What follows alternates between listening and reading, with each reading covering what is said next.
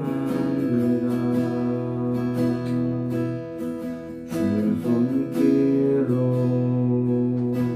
내 삶을 안으시니 그 평강이 나를 덮습니다. 나 비록 넘어지면 흔들리지만 주 내 안에 거하며 나를 붙드시니 내 생각을 주께로 돌리고 주시는 평강의 옷을 입습니다. 주 약속 안에서 내 영혼 평안해. 내 뜻보다 크신 주님의 계획 나 신뢰해. 두려움 다 내려놓고 주님만 의지해. 주 안에서 내 영혼 안전합니다. 이 시간 기도하기는 하나님을 온전히 의지하여서 승리하는 이 하루가 되게 해달라고 기도하겠습니다. 하나님, 주님 안에서 안전하다는 것을 이 찬양의 가사처럼 주님 우리의 삶 속에서 경험되게 하여 주시옵소서. 더욱더 붙들고 더욱더 말씀 붙들고 더욱더 하나님을 의지하여서 하나님의 사명을 오늘도 이뤘다, 하나님의 목적을 이뤘다 하는 성경의 음성을 듣게 하여 주시옵소서. 주님 이 시간 함께하여 주실 줄 믿사옵고 우리를 구원하신 예수 그리스도의 이름으로 기도드리옵나이다. 아멘.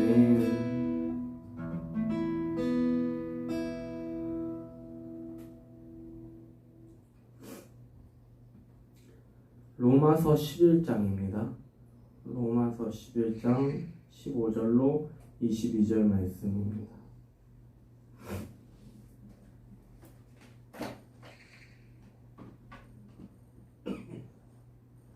로마서 11장 15절로 22절 말씀. 이 말씀을 쉬운 성경으로 읽겠습니다. 그들이 버림을 받은 결과로 하나님과 세상 사이에 화해가 이루어졌다면 하나님께서 그들을 다시 받아주실 때에는 어떻게 되겠습니까? 죽었던 사람들에게 생명을 주실 것이 분명합니다. 떡 반죽에서 떼낸 첫 부분을 하나님께 드리면 그 반죽 덩어리 전체도 거룩합니다. 또 나무 뿌리가 거룩하면 그 가지도 다 거룩합니다. 올리브 나무가 한 그루가 있는데 그 가지 몇 개가 잘리고 그 자리에 야생 올리브 나무 가지를 접붙였다고 합니다. 그러면 그 접붙인 가지들은 올리브 나무 원 뿌리에서 양분을 같이 받게 됩니다. 말하자면 여러분은 이 야생 올리브 나무 가지들입니다. 그러니 여러분은 잘려나간 가지들을 업신 여겨서는 안 됩니다. 그럴 생각이 날 때에는 여러분이 뿌리를 지탱하는 것이 아니고 뿌리가 여러분을 지탱한다는 사실을 기억하십시오. 여러분은 저 가지들이 잘려나간 것은 그 자리에 우리를 접붙이기 위한 것이 아닙니까? 하고 말할지도 모릅니다.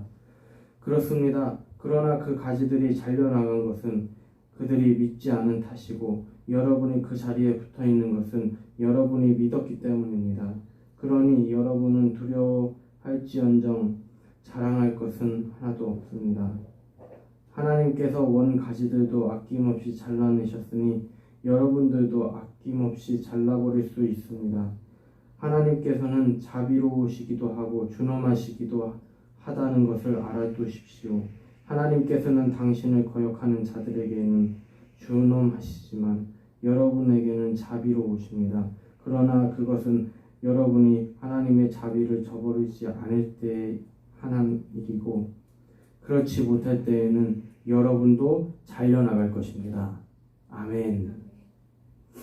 오늘 말씀은 생명의 놀라운 신비입니다. 우리의 죄로 인해 하나님께 심판받을 우리들이 하나님과 화해가 이루어졌다면 하나님은 죽었던 것도 살리시는 분이 분명합니다. 죄는 죽음이요, 전혀 희망 없는 상황 속에서 살아있는 힘을 우리에게 불어넣어 주셔서 다시 살아나게 되었습니다. 이것은 우리 인간이 창조된 원리입니다. 하나님은 우리에게 생명을 넣어주셔서 살아 움직이는 존재가 되게 하셨습니다. 사도 바울은 모든 인간이 하나님의 은혜로 구원받는 원리를 이렇게 설명합니다. 근데 그 설명하는 것이 우리가 일상에서 경험할 수 있는 이야기를 통하여 좀 더 알아듣기 쉽게 설명하려고 한 그 시도가 엿보입니다.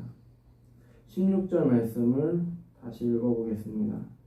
떡 반죽에서 떼낸 첫 부분을 하나님께 드리면 그 반죽 덩어리 전체도 거룩합니다. 또 나무 뿌리가 거룩하면 그 가지도 다 거룩합니다.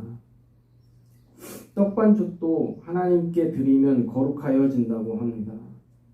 그리고 나무 뿌리가 하나님으로 인하여서 거룩하여지면 그 가지는 물론이고 나무 전체가 거룩해집니다. 그렇다면 성경은 이어서 우리에게 어떤 것을 교훈하고 있습니까? 18절의 말씀입니다. 그러니 여러분은 잘려나간 가지들을 업신 여겨서는 안 됩니다. 그럴 생각이 날 때에는 여러분이 뿌리를 지탱하는 것이 아니고 뿌리가 여러분을 지탱한다는 사실을 기억하십시오. 그러니 여러분은 잘려나간 가지들을 업신 여겨서는 안 됩니다. 우리의 생활 속의 기준은 무엇입니까? 과연 우리는 어떤 것으로 인하여서 기분이 좋아지고 어떤 것을 보면 속상합니까? 어떤 일을 당할 때 속상합니까? 이렇게 크신 주님이 우리를 주목하시고 우리와 함께 하시는데 우리는 무엇을 판단의 기준으로 삼고 살아가고 있습니까? 나의 자존심, 나의 존재감, 나의 권위, 나의 위치들이 어떻게 되는가에 따라서 나의 기쁨과 노여움, 슬픔, 즐거움이 결정되는 삶을 살고 있지 않습니까? 과연 그것이 주는 기쁨과 평안과 즐거움과 행복은 얼마나 큽니까 도대체? 계속 유지는 됩니까? 나의 존재감, 나의 자존심, 나의 권위, 나의 위치들, 그것을 사람들과 불통하면서 내세워야 하는 그 현실 속에서 도대체 그걸 통하여서 얻는 기쁨이 얼마나 가냐는 것이죠. 상황이 나빠지면 슬퍼하고 걱정하고 근심하고 초조하는 것이 그 현실이지 않습니까? 우리는 더 강력한 힘을 가져야 합니다. 왜냐하면 성경은 우리에게 더 강력한 힘을 제공해주고 있기 때문입니다. 우리가 쥐어짜고 그래서 없던 것도 있게 해서 해내야 된다는 소리가 아니라 하나님이 우리에게 허락하신 것이 있기에 우리는 더 강력한 힘을 소망할 수 있는 것이죠. 22절 말씀을 보겠습니다. 하나님께서는 자비로우시기도 하고 준엄하시기도 하다는 것을 알아두십시오. 하나님께서는 당신을 거역하는 자들에게는 준엄하시지만 여러분에게는 자비로우십니다. 그러나 그것은 여러분이 하나님의 자비를 저버리지 않을 때 하는 일이고 그렇지 못할 때는 여러분도 잘려나갈 것입니다. 하나님이 임하시면 죽은 것도 살아나신다 말씀하셨습니다. 우리는 그런 원리로 존재하는 인생이죠.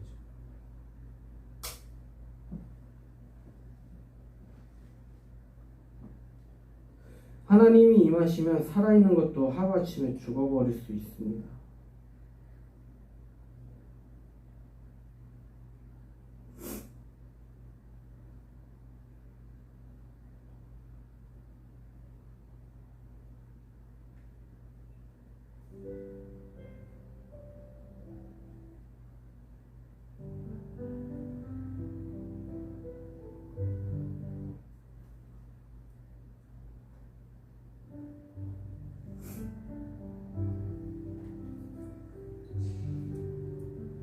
우리가 존재하는 원리는 이것입니다. 하나님이 인간을 만드실 때 행하셨던 원리가 바로 이것입니다. 죽었던, 모양은 만들었지만 죽어 있었던, 생명이 없었던 흙덩이에서 생기를 후 불어주시니 살아있는 존재가 되었습니다. 하나님은 정말 위대하신 분이시죠. 죽었던 거에서 하나님의 그 숨을 불어넣어 주시니까, 하나님의 어찌 보면 하나님이 우리에게 들어온 거죠. 근데 우리가 죽을 때, 하나님의 때 죽었을 때 그 하나님의 형상이 빠져나오는 거죠.